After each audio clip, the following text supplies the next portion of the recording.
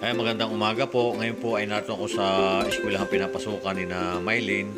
At plano pong ipacheck ko yung mata ni Mylene ngayon dahil po may grupo po dito ng mga doctors na nag-check po sa mata at papacheck na rin po natin dahil minsan po si Mylene pag malayo po raw ay hindi niya nakikita yung kanyang binabasa. Mayroon po dito grupo na mag-check po sa mata ni Mylene at samahan po niyo kami.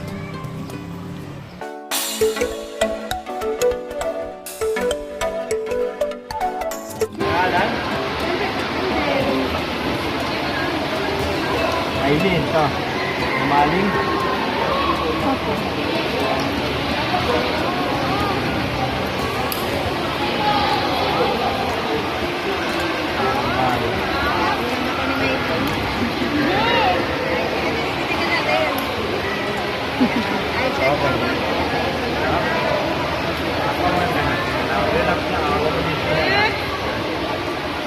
Yeah. Yung E pababa, laksan mo. Basahin mo. Yung E, pababa. Di mo makita yung E? Ha? E, basahin mo na. E. Yan. Yung malaki yun, di mo nakikita? E, pababa. Wala mo na yun?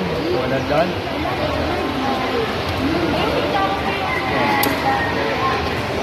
Yeah.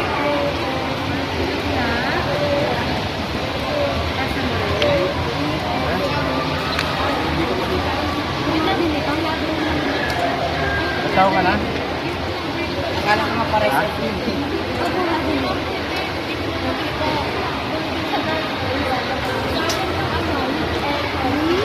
Next.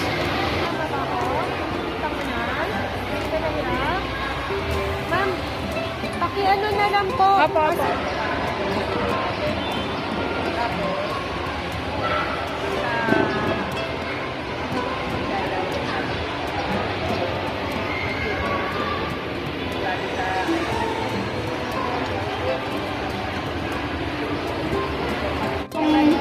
Yan yung result niya.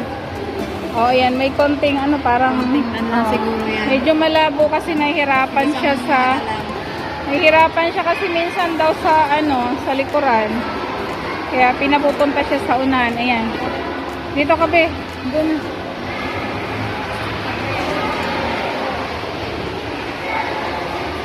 Ayan. Pina-check po natin si Mylene kasi parang medyo yung mata niya ay nahihirapan siya kapag nasa sahulihan. Ayan, kasama dito siya ng mga ibang bata na nagpapa-check up. Mayroon po kami kasi ditong per-check up sa school. Ayan, sinamahan natin si Mylene para ma-check kung may problem siya sa kanyang eyes.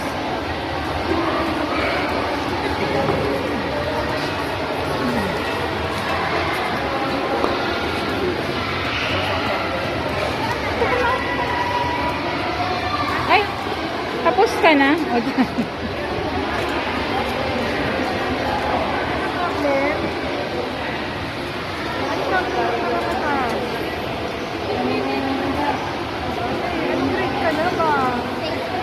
Bakit hindi marunong magsalita? Labo naman? Ha? Ano ginagamit mo man salamin? wala pa po. First time magpapacheck? Opo. Sige. Pagkakaroon ka doon. Hanggang saan na kaya mong mabasa sa mga letra? Walang number, be. Yung kaya lang mabasa ha. May number 1 dyan, number 2, number 3. Hanggang saan? Hanggang sa anak. Yung malinaw. Estudyante niyo po? Bali, IT po namin to. IT po? Opo. IT po siya. Galing po siyang Davao. Tried po siya, kaya... Hindi masyadong Ano magtagalog? Opo. Ay, pero naiintindihan mo ako. Oo, sa letters marunong kang bumasa? O, sige, ulitin ko yung tanong ha. Hanggang saan ang kaya mo magbasa sa mga letra? Tingnan mo, be. Yung kaya mo lang. Number 8, may letra, kaya mo bang babasahin yun? Hindi pa. I-check mo lang. Hanggang saan? Oh.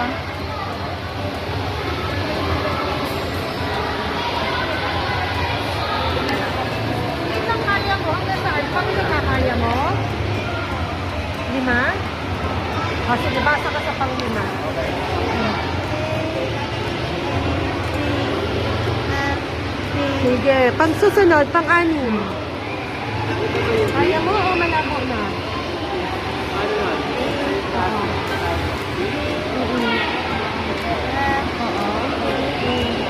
Oo. Oo, number 7. F? Sa 7 ka lang titigil na yan. Tingnan mo na. Naglagay ako. Tingnan mo. Malinaw ba? Malinaw ba yung letra sa 7? O, sige, basa ka ulit. F?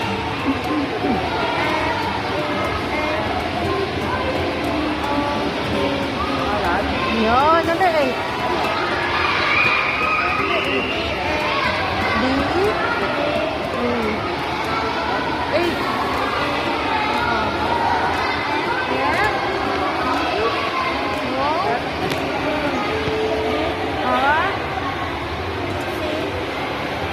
Sige, hindi ko sa sobrahan ha. Dito ka sa kanila. May kalabuan din ba? May kalabuan din? Ate, may kalabuan din ba?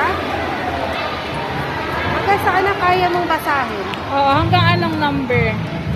O, basa mo. Pag hindi na, sabihin mo. Pang 5 kaya mo? Kaya mo? Sige, pang 6 kaya pa? Yung letra? O, sige, basa ka sa pang 6.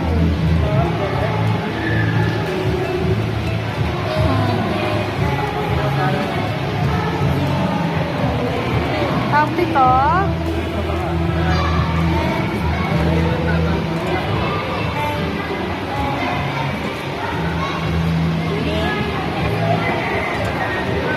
Naglagay ako, mas naliwanag ba? Yung pang 7? Oh, sige. Hindi Sa ka pang 8 pang kaya mo na? kasi maingay. Sa pang 8? Ha? Okay? Oo.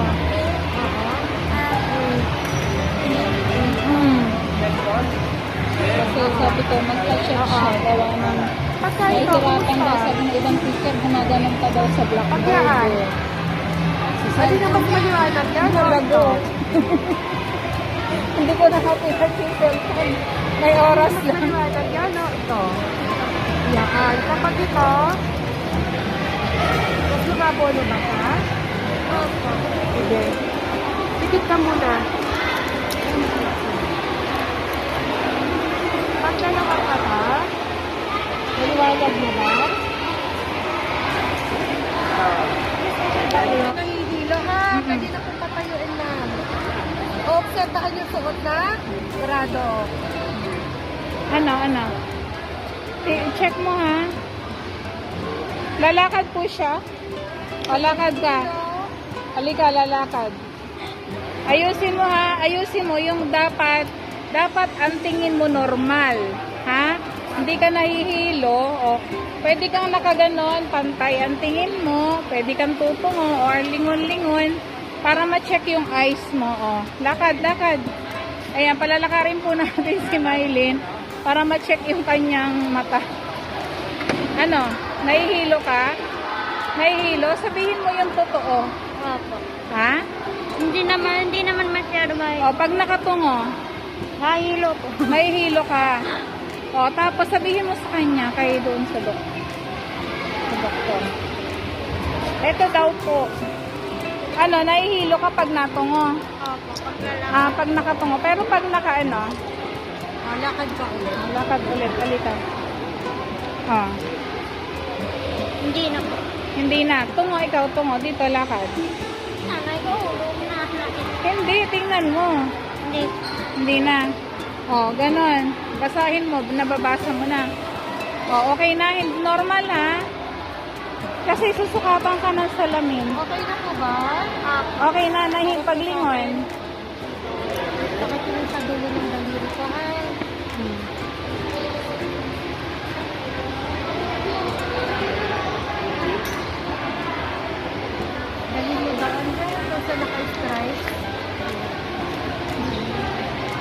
Thank you. Thank you po. Thank you, ma'am. Doon na doon.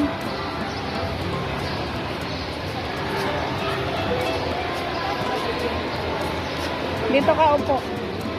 Ayan. Nandito na ba ibang grade 6? Learner na siya. Hindi ate, dito siya. Ayan. Bakit yung diving mo? Ano siya, lumad ba? Lumad. Try po siya. Right. Ay, pili na mo eh. Ay, Oo nga. ano po? Right. Ang ka na eh. Thank you. Sa Benguet ka naman. Papunta doon ngayon sila sa Baguio, Benguet. Sila Davao.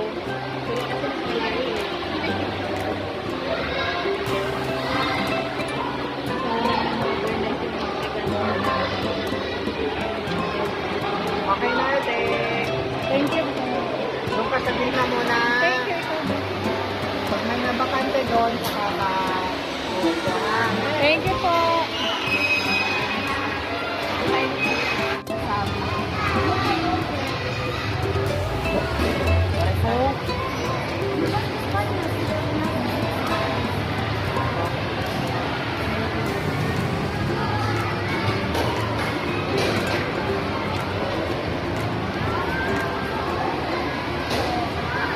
Anong pinito mo? Odralino? Umaling. Umaling po yan. Umaling.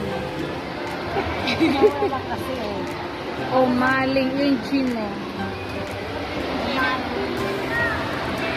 Oh.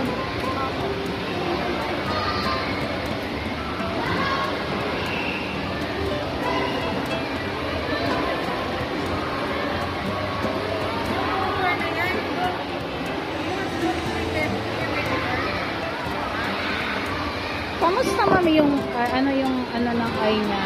Eye exam. Ano yun siya? Bali, estudyante ko po ito. Pero guardian niya din ako. Ano po namin kasi ito IT. Ito sa IT. Bali, tribe po siya na nasa akin pong pangangalaga.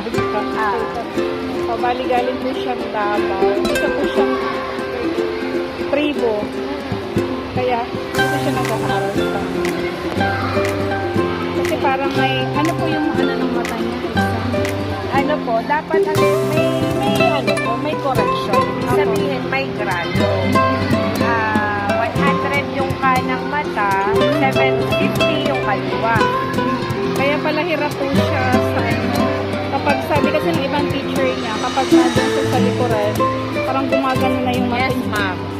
Ang case niya ay nearsighted. Malinaw siya pag malapit. Malayo naman. Kaya talagang need niyang lumapit sa blackboard para makita. Anyway, ma'am, paki-explain na lang doon no, para mabigay siya ng degree. Okay. Doon, kila sir. Thank you po. Taka na Thank lang. you, ma'am.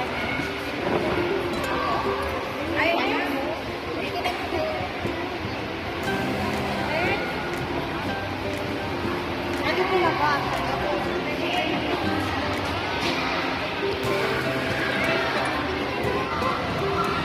Ang mangyayari po, ito yung naging assessment sa kanya ng ating doktor and i-notify na lang po siya through her advisor if babalik po siya sa Sunday para mabigyan po ng free eye classes.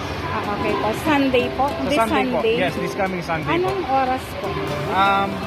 Mabibigyan po sa nito ma'am, nakalagay naman po dito na sa Sunday at kung anong oras po. Na kailangan din po may kasama siyang guardian. Ako na rin po sasama sa kanya. Ako Opo. rin yung advisor niya. Oh, ganun po ma'am. Ganun po ang mangyayari. So, IT. IPs po siya. IT ma'am. Indigent. Indigent. Opo. Indigent siya. From Davao. So, Sila po yung nasa bundok. opo. Manobo. Oh, sige po ma'am, ganun na lang po. Ibabalik po namin sa inyo Opo. from Ma'am Ella. Sila yun. Mamaya bibigyan na. Thank you, sir. Thank you po. O yan, mag-thank you ka, Ben. Gida, yamping ha, amping. Pagkatapos ako te, Ah, parang sa Davao. sa Matina. Yung Matina. Kasi ano siya, yung... Exchange student siya, parang naman hindi. Oh, Exchange student from Davao. O parang ano. opo, kasi bumili sila na. Thank you po sa, ano nga po kayong... hindi kayo company, kundi... Unified Skyline Eagles Club. Ayan, opo. Ayan po sila in the Philippine Eagles. Under the Fraternal Order of Eagles, Yakap. Yaka, Philippine Eagles. Ayan, thank you sir. So isa rin po pala sila sa mga charity. Ayan, thank you mga sir. Thank you po sa inyong club. Ayan, thank you so much. Maraming salamat po sa Mandaluyong Unified Skyline Eagles Club. At ganun po rin sa mga teachers dyan po sa Pobes Elementary School. Maraming salamat po. God bless po sa inyo.